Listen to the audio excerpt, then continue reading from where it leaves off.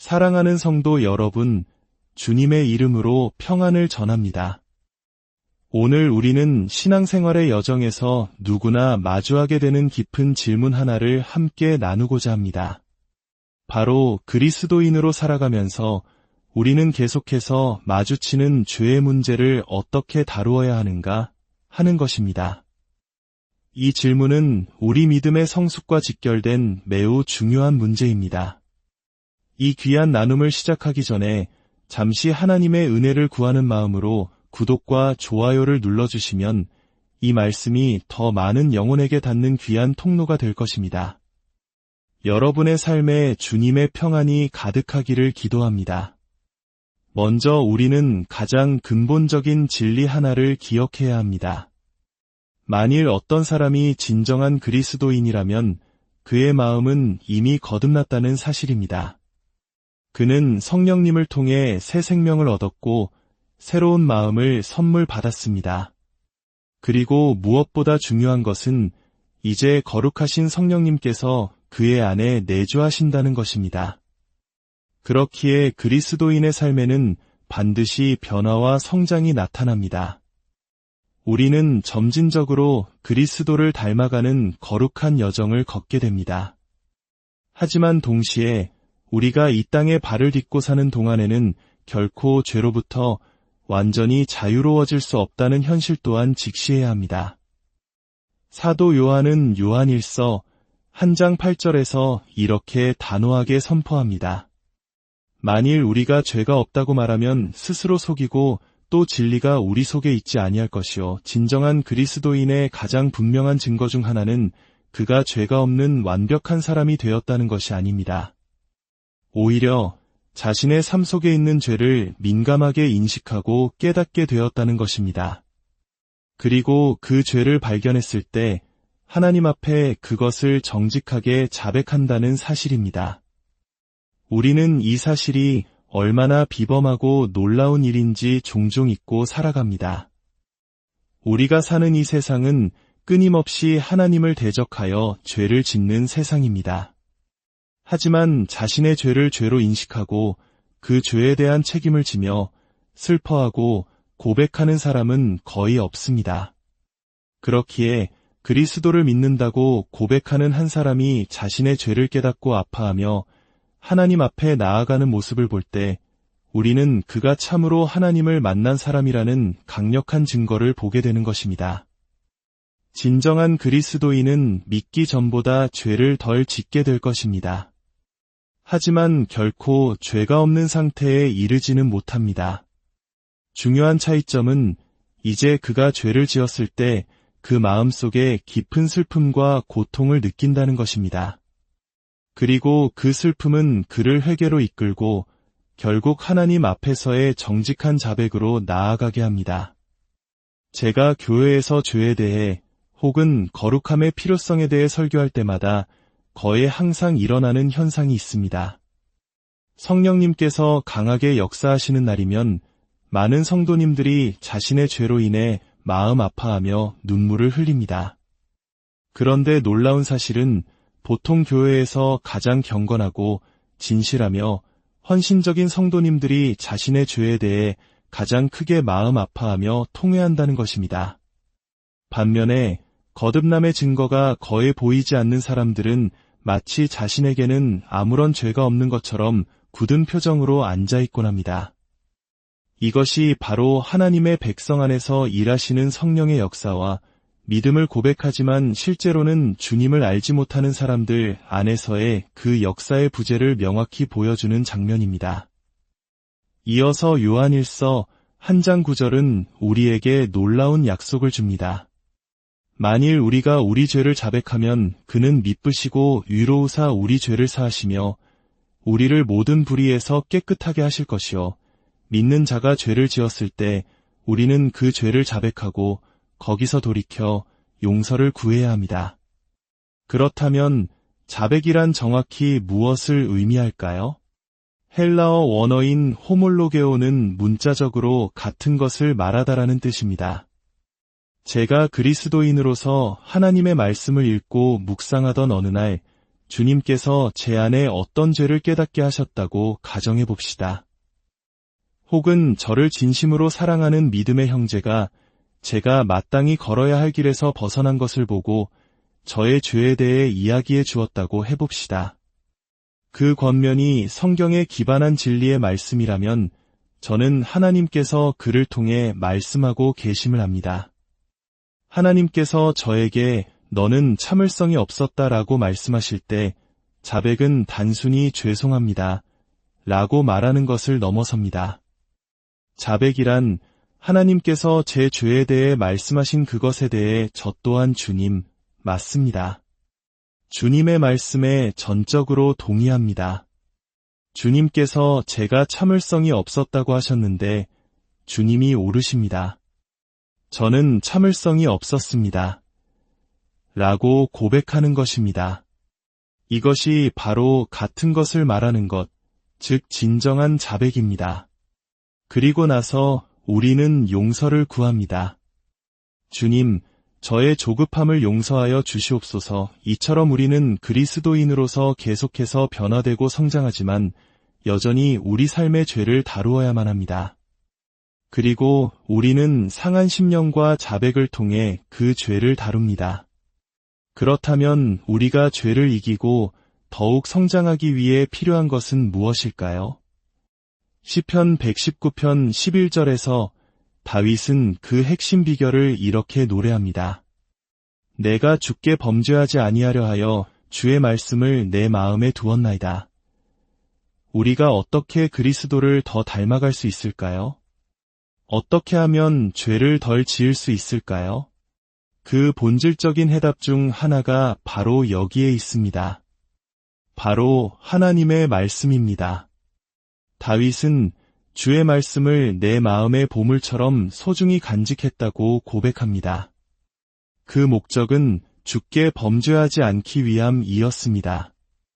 지금 이 말씀을 듣고 계신 여러분께 스스로에게 질문해 보시기 바랍니다. 나는 하루에 얼마나 많은 시간을 하나님의 말씀을 읽고 연구하고 암송하고 묵상하는 데 사용하고 있습니까? 아마 대부분의 사람들은 이 질문 앞에서 고개를 숙이며 충분하지 않습니다. 라고 인정할 것입니다. 어떤 이들은 거의 전혀 시간을 내지 못한다고 고백할지도 모릅니다. 이것이 바로 우리가 죄 앞에서 무력감을 느끼는 가장 큰 이유 중 하나입니다. 우리는 하나님의 말씀이라는 영적 양식을 너무나도 소홀히 하고 있기 때문입니다. 생각해 보십시오. 우리가 아침 식사를 거르면 배가 고프고 점심까지 거르면 기운이 빠지는 것을 느낍니다. 하루 종일 아무것도 먹지 못하면 다음 날에는 몸이 아프기까지 할 것입니다. 이것은 영적인 현실을 보여주는 육체적인 그림과 같습니다. 우리 영혼은 살아계신 하나님의 말씀을 필요로 합니다. 때때로 사람들은 영적 성장이 마치 아무도 풀 수 없는 거대한 미스터리인 것처럼 이야기합니다. 어떻게 하면 성장할 수 있나요? 그때 제가 하나님의 말씀에 얼마나 많은 시간을 들이고 계십니까? 라고 물으면 그들은 마치 설마 그렇게 간단할 리가요? 라는 표정을 짓습니다. 그들은 어떤 특별한 비결이나 영적 성장의 열쇠를 원합니다. 그러나 제가 보여주려는 것이 바로 그것입니다. 우리는 하나님의 말씀 안에서 시간을 보내야 합니다. 다윗의 고백을 다시 한번 생각해 봅시다. 내가 주께 범죄하지 아니하려 하여 주의 말씀을 내 마음에 두었나이다. 이 문장을 반대로 뒤집어 보면 그 의미는 더욱 명확해집니다. 내가 주의 말씀을 내 마음에 두지 아니하였으므로 주께 범죄하였나이다. 양쪽 다 사실입니다. 만일 당신이 성경 연구를 소홀히 하고 말씀 암송과 묵상을 게을리한다면 당신은 스스로의 삶을 죄에 더 많이 노출시키고 있는 것입니다. 그렇다면 성경을 어떻게 공부해야 할까요? 제가 제시하는 방법만이 유일한 길은 아니지만 한 가지 중요한 제안을 드리고 싶습니다. 많은 분들이 성경을 여기저기 조금씩 떼어서 읽습니다. 오늘은 이 책의 한 부분을, 내일은 다른 책의 한 장을 읽습니다. 이렇게 해서는 결코 하나님의 전체적인 계획, 즉 큰 그림을 이해하기 어렵습니다. 만약 신약을 한 번도 처음부터 끝까지 읽어본 적이 없으시다면 마태복음에서 시작하여 요한계시록까지 쭉 읽어보십시오. 그리고 그것을 여러 번 반복하십시오. 그 후에 구약으로 가서 창세기부터 시작하여 성경 전체를 통독하는 삶의 훈련을 평생 지속하십시오. 하루에 서너 장을 읽든 15장을 읽든 중요한 것은 체계적으로 성경을 읽어나가며 모든 조각들이 어떻게 맞춰지는지를 보기 시작하는 것입니다. 하나님의 구원과 그분의 뜻에 관한 거대한 그림을 이해하게 될 것입니다. 이제 야고보서로 잠시 가보겠습니다. 종종 간과되지만 죄와 유혹을 다루는 데 있어 매우 중요한 통찰을 주는 말씀이 있습니다. 야고보서 1장 13절입니다. 사람이 시험을 받을 때에 내가 하나님께 시험을 받는다 하지 말지니 하나님은 악에게 시험을 받지도 아니하시고 친히 아무도 시험하지 아니하시느니라. 내가 어떤 죄의 유혹을 받을 때 가장 먼저 깨달아야 할 것은 이것이 결코 하나님으로부터 온 것이 아니라는 사실입니다. 이것은 하나님의 뜻에 어긋나며 그분의 거룩한 성품과 정반대되는 것입니다. 우리는 죄를 그 실체 그대로 보아야 합니다. 죄는 단순히 작은 실수가 아닙니다. 그것은 하나님과 그분의 모든 선한 목적에 대한 적대 행위이며 싸움을 거는 것입니다. 그리고 14절은 이렇게 말합니다. 오직 각 사람이 시험을 받는 것은 자기 욕심에 끌려 미혹됨이니 유혹은 외부에서 오지만 그것이 죄가 되는 것은 우리 내면의 욕심이 그 유혹에 미끼를 물 때입니다. 어떤 유혹적인 생각이 당신의 마음에 들어오는 그 순간, 예를 들어 이것을 하라거나 저것을 보라는 생각이 스쳐 지나가는 것 자체는 아직 죄가 아닙니다. 그것은 유혹일 뿐입니다. 그것이 죄가 되는 순간은 당신이 그 생각에 자신을 내어주고 그것을 즐기며 그 행동을 하기로 결정할 때입니다. 여기서 우리가 반드시 이해해야 할 것이 있습니다. 우리는 유혹을 가지고 장난칠 수 없습니다. 죄는 순식간에 우리를 사로잡는 강력한 힘을 가지고 있습니다. 마치 독사를 만났을 때와 같습니다. 당신 손에 칼이 들려 있는데 코브라가 당신 앞에서 고개를 쳐든다고 상상해 보십시오. 당신은 그 뱀과 대화를 나누거나 얼마나 아름다운지 감상할 여유가 없습니다. 그것은 1에서 2초 안에 당신을 공격할 것입니다.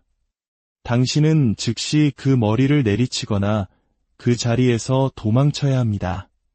죄와 유혹도 마찬가지입니다. 유혹이 나타났을 때 그것을 가지고 놀지 마십시오.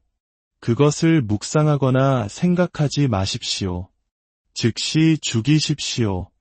거기서부터 멀리 도망치십시오. 성경은 어떤 죄들에 대해서는 피하라고 명령합니다. 하나님께서 가인에게 하신 말씀을 기억하십니까? 분노에 차 있던 가인에게 하나님은 말씀하셨습니다. 죄가 문에 엎드려 있느니라 죄가 너를 원하나 너는 죄를 다스릴지니라. 죄는 마치 굶주린 야수와 같아서 우리를 삼키고 파괴하기를 원합니다. 마귀는 우는 사자같이 두루 다니며 삼킬 자를 찾는다고 성경은 경고합니다. 그러니 유혹의 싹을 즉시 잘라버리십시오. 또한 죄를 짓기 쉬운 장소에 가지 않는 지혜가 필요합니다. 알코올 중독에서 회심한 형제들에게 저는 항상 이렇게 조언합니다. 예전에 자주 가던 술집 근처에는 얼씬도 하지 마십시오. 함께 술을 마시던 친구들과 어울리지 마십시오. 인터넷 사용이나 다른 문제에 있어서도 마찬가지입니다. 유혹과 단 둘이 있을 수 있는 상황을 만들지 마십시오. 스스로를 보호하기 위해 울타리를 세워야 합니다. 15절은 경고합니다. 욕심이 잉태한즉 죄를 낳고 죄가 장성한즉 사망을 낳느니라. 죄는 치명적입니다. 당신이 그리스도인이라 할지라도 죄는 여전히 파괴적입니다. 죄로 인해 얼마나 많은 그리스도인의 가정이 파괴되었습니까? 죄 때문에 얼마나 많은 사역이 무너졌습니까? 죄는 우리가 이전에 쌓아올린 모든 선한 것들을 한순간에 무너뜨릴 수 있는 무서운 것입니다. 우리는 죄를 두려워하고 그것으로부터 도망쳐야 합니다. 이제 마지막으로 유혹을 다루는 데 있어 가장 중요한 부분을 나누겠습니다. 16절과 17절입니다. 내 사랑하는 형제들아, 속지 말라. 온갖 좋은 은사와 온전한 선물이 다 위로부터 빛들의 아버지께로부터 내려오나니 유혹이 찾아올 때 속지 말아야 할 것은 무엇입니까? 바로 하나님의 선하심에 대해 속지 말라는 것입니다. 에덴 동산에서 마귀가 했던 첫 번째 일이 바로 이것이었습니다. 마귀는 하와로 하여금 하나님이 선하지 않으신 분, 좋은 것을 금지하시는 분이라고 믿게 만들려고 했습니다. 사탄은 언제나 우리에게 이렇게 속삭입니다. 하나님은 너를 돕지 않을 거야. 너의 이 필요를 채워주지 않으실 거야. 그러니 내가 주는 이 가짜 만족이라도 붙잡아. 바로 그 순간 우리는 진리를 붙들어야 합니다. 하나님은 선하시며 나를 위한 더 좋은 계획을 가지고 계신다는 믿음입니다. 사탄이 제시하는 유혹은 언제나 하나님의 선하신 계획에 대한 모조품에 불과합니다. 겉은 아름다운 사과처럼 보일지 모르나 그 속은 독으로 가득 차 있습니다. 그러나 하나님께서 주시는 모든 것은 겉과 속이 모두 선하며 온전히 좋은 것입니다. 유혹과 싸우는 저의 가장 큰 힘 중 하나는 바로 이 하나님의 선하심과 인자하심을 신뢰하는 데서 나옵니다. 어떤 유혹이 찾아오든 그것은 하나님께서 주시려는 진짜 좋은 것에 대한 형편없는 이조지폐임을 기억하는 것입니다. 사랑하는 성도 여러분, 이 세상에서 우리는 적진 한가운데서 살아갑니다.